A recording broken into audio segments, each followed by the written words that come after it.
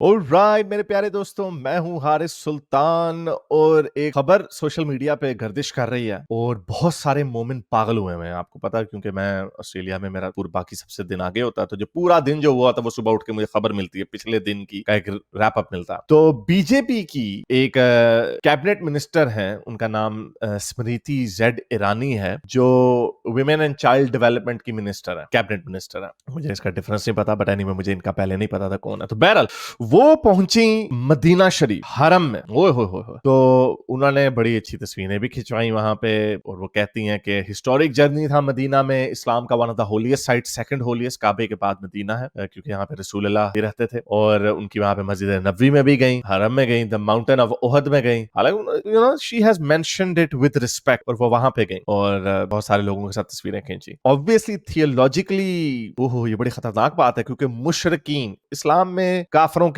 दो तमीजें हैं। एक है जो पीपल ऑफ द बुक है, एक साबीन भी हुआ करते थे, लेकिन वो पता नहीं गायब हो गए, मार आ गए। जाहिर बात रसूलुल्लाह को नहीं पता था 1400 साल बाद क्या होना है, तो उसी वक्त के लोगों की बातें की उन्होंने, रोमन्स वगैरह की जिस तरह बातें करते थे, बजाय इसके कि अमेरिका की कोई बात बताए। Anyway besides the point, Christians और ज्यूज ये पीपल ऑफ द बुक है, यानी ये थोड़े कब इनको धिम्मी बना के रखा जा सकता है। लेकिन मुशरिकीन जो बुतों की पूजा करते हैं, आइडोलेटर्स जो हैं, जैसे हिंदू हैं, उनको नहीं, उनको दो ही ऑप्शन था, या तो सरतान से जुदा या इस्लाम कबूल कर लो। तो उनको मार मार के गर्दनें काट के उनको निकाल दिया था। फतह मक्का हुआ जब पूरा सऊदी अरब कब्जे में आ गया, उसके बाद तो फिर आपने देखा कि जो मुशरिकीन थे उन्होंने कहा चलो भाई ठीक है, जिंदा रह लेते हैं, तो वो इस्लाम के दायरे में, इस्लाम की रोशनी से माला माला हो गए। तो ये इसकी थियोलॉजिकल पर्सपेक्टिव है। तो जब तक वो इंडिया आए मोहम्मद बिन कासिम, तब तक मोहम्मद बिन कासिम ने अपने अंकल हजाज बिन यूसुफ को कहा कि यहाँ पे बहुत सारे हिंदू हैं, सारों की गर्दनें मुशरिकों की नहीं उड़ाई जा सकती, तो इनको भी धिम्मी का स्टेटस दे देते। तो इस तरह ये बाद के लोगों की एक्सटेंशन थी, उसी तरह जिस तरह पारसियों को भी इन्होंने ऐड बाद ज़ोरोएस्ट्रियंस को। तो ये, लेकिन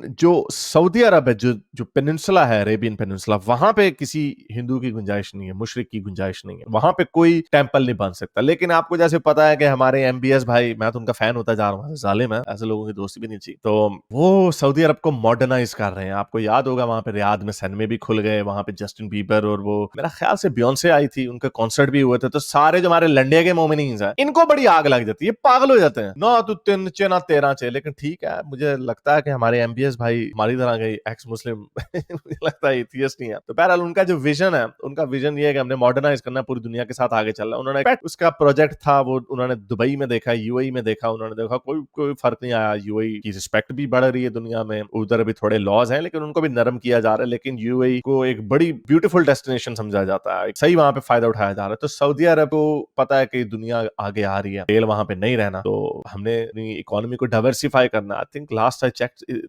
75% और 80% जो उनकी इनकम है वो ऑयल रिलेटेड बिजनेसेस से है, तो उनको डाइवर्सिफाई करना है। और इसमें जाहिर बात है टूरिज्म इंडस्ट्री, टूरिस्ट क्यों आएंगे भाई वहां पे जब आपके इस तरह के एटीट्यूड होंगे, अच्छू तुम मुशरिक हो या आइडोलेटर्स हो, तो ऐसे तो नहीं हो सकता। और यूएई ने देखा है, यूएई में बहुत बड़ी इंडियंस की पॉपुलेशन है, परसेंटेज भूल गई है, उन्होंने इंडिया ने उठा दिया, उनको चीप लेबर मिलती है, आपको चीप टेक्नोक्रेट्स मिलते हैं जो इंडियन यूनिवर्सिटी से पढ़ के आते हैं, वहां पे उनको जॉब्स मिलती हैं। वो खड़ा कर दिया उन्होंने दुबई को, यूएई को। तो उसी तरह गोरे, तो फिर गोरे भी आते हैं लेकिन गोरे थोड़े महंगे होते हैं, तो इसलिए सऊदी अरब में उन्हें इस चीज का अंदाजा है। तो उन्होंने ये पीआर बिल्डिंग मेजर किया, स्मृति को यहाँ पे बुलाया। तो मोमिनीन्स आपको पता है, जो ये आजकल एक नई बीमारी आई हुई है सोशल मीडिया के ऊपर, वो लगता है ऐसे जैसे सारे मोमिनीन ऐसे। आई एम श्योर कि मेजॉरिटी ऑफ मोमिन्स के दिमाग बदल रहे हैं। वो सर्वे मैंने आपको बड़ी दफा दिखाया कि ज्यादा लोगों ने इस्लाम छोड़ा है बनिस्बत उन लोगों के जिन्होंने इस्लाम कबूल किया पूरे यूरोप। तो लोग ज्यादा इस्लाम छोड़ते हैं या मॉडरेट हो जाते हैं, यानी उनको कोई इतनी परवाह नहीं पड़ती। लेकिन ये जो सोशल मीडिया पे की एक बीमारी है कि चंद एक बड़े बड़े अकाउंट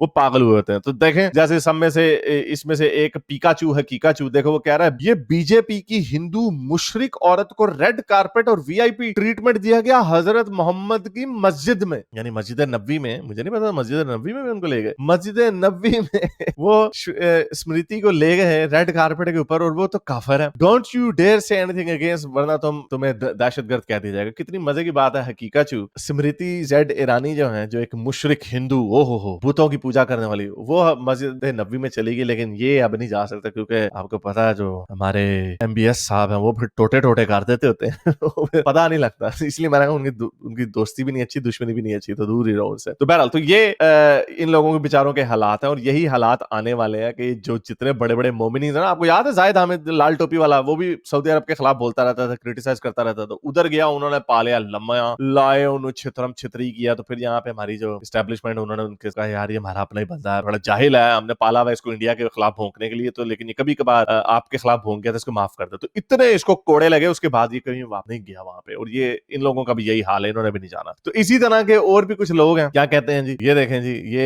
ये भी एक बड़ा मोमिन बनता, उजैर अमेरिका में रहता है, ये कह रहा है अल्लाह लानत भेजे एमबीएस पे और उन आलम दीन स्कॉलर्स को जो उसको एमबीएस को डिफेंड करते हैं। तो ये ऑब्वियसली ये वीडियो चल रही है, इनको बड़ी आग लगी हुई है कि किस तरह एक हिंदू औरत साड़ी में अपने ट्रेडिशनल ड्रेस में मदीने में घूम रही है। रसूल अल्लाह वाकई अगर हजरत मोहम्मद भी होते, उन्होंने भी बाहर निकल के वैसे छितरम छितरी करना था, वो है कि था मैंने इतनी मुश्किल से इनकी गर्दनें उतारी और तुम लोग इनको रेड कारपेट देके वापस ला रहे हो। ये तो मैंने सोचा ही नहीं कि आज से 1400 साल बाद दुनिया इतनी एडवांस हो जाएगी कि लोगों के करीब आने लग जाएंगे, लोग इस एंगल से लोगों को नहीं देखेंगे कि तुम बुतों की पूजा करते हो या हजरत ईसा को खुदा का बेटा मानते हो या वगैरह वगैरह। वो सारी बात है, उस जमाने के बेचारे बद्दू लोग थे, उनको तो ये भी नहीं पता था कि जमीन सूरज के गिर्द घूमती है, सूरज जमीन के गिर्द घूमता है। वो जो हदीस है बड़ी मजे की कि अबू हुरैरा से जो भी उनके साथ बंदा बैठा उससे पूछा है तुम्हें पता है सूरज रात को किधर जाता है? उसने कहा मुझे नहीं पता, रसूलुल्लाह को पता। उसने कहा वो नीचे ना तख्त के नीचे, अल्लाह ताला के तख्त के नीचे जाके ना वहां से इजाजत मांगता है, अल्लाह मियां मैं बाहर निकला हूं, मशरिक से निकला हूं, तो फिर अल्लाह में इजाजत देते हैं, तो फिर निकल आता। ये तो इन लोगों का बेचारों का हाल था। तो इन्हें क्या पता था आज से 1400 साल बाद क्या होना। क़यामत की जितनी निशानियां बताई हैं या जो भी दी उनमें रोमन्स का जिक्र है, अमेरिका का कुछ जिक्र ही नहीं है, इसराइल का कुछ जिक्र, सारी बात बेचारों को पता ही कुछ नहीं था। तो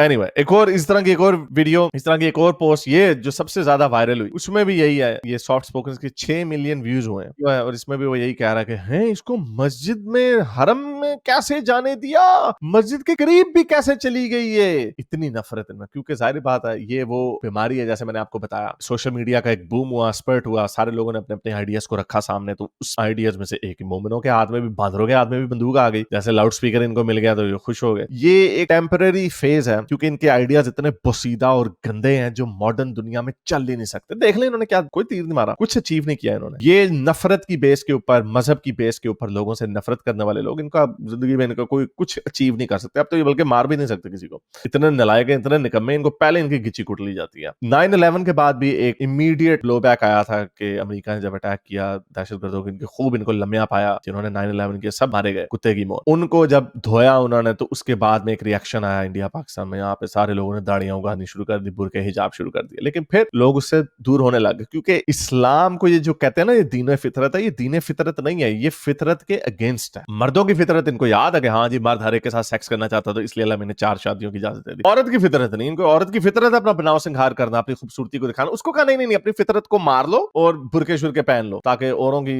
नोनो ना फुड़के नीचे से। तो ये दीन फितरत नहीं है। उसी तरह इंसान की फितरत में नहीं है 5 दफा अपने आप से बातें करना, जमीन पर टकरे मारना पागलों की तरह, और ऊंची ऊंची चीखें मारना, पहाड़ियां दाढ़ियां काटना। इंसान की फितरत में नहीं, इंसान की फितरत में अच्छा दिखना, अच्छा उसके पास से खुशबू आना, अच्छे कपड़े पहनना, वक्त के साथ साथ आगे जाना, न्यू लग्जरीज को अडॉप्ट करना। तभी तो इनके मौलवी भी हैं, वो भी प्राडो लैंड क्रूजर में घूम रहे होते हैं, वैसे दुनिया को तकवा का अमन दे रहे होते हैं कि मियाना रवि और मॉडरेशन का दे रहे होते हैं। तो ये ड्रामेबाजी, ये दीन फितरत नहीं है, ये फितरत के खिलाफ है। यही वजह है कि एक टग ऑफ वॉर चल रही है, जिसकी वजह से मॉडर्निटी इनको अपनी तरफ खींच रही है। आर्मी नवाबी कहता होता है life is just too good under liberal world order, यानी मॉडर्न वर्ल्ड ऑर्डर के अंदर लाइफ है इतनी अच्छी। जाहिर बात है जब एक जगह पे आपको एक अच्छी खुशहाली मिल रही है, दूसरी तरफ पे क्या है, मौलवी अड़ियां शकला, मदरसे, नमाजें, कोई फायदा नहीं, कोई इसका एडवांटेज ही नहीं है। इसलिए कुछ लोग जो है इनको दोनों चीजों को साथ साथ लेके चलने की कोशिश करते हैं, लेकिन इवेंचुअली वक्त ऐसे आता है कि इट बिकम्स इम्पॉसिबल। तो बहरहाल एमबीएस ने इनको बुलाया, आई होप कि इस तरह के और मेजर्स जो हैं वो होते रहें, और पाकिस्तानियों को इसमें बड़ी आग लगनी है, और इंडिया के भी जो मोमिनीन हैं, मैंने जैसे बताया रियाद में सनमा लगा, इनको ऐसे तकलीफ हो जाती, तुम्हें क्या तकलीफ है? तो उनको कहते हो, अरबियों को कहते हो कि वो बैकवर्ड रहे, नहीं। आई होप के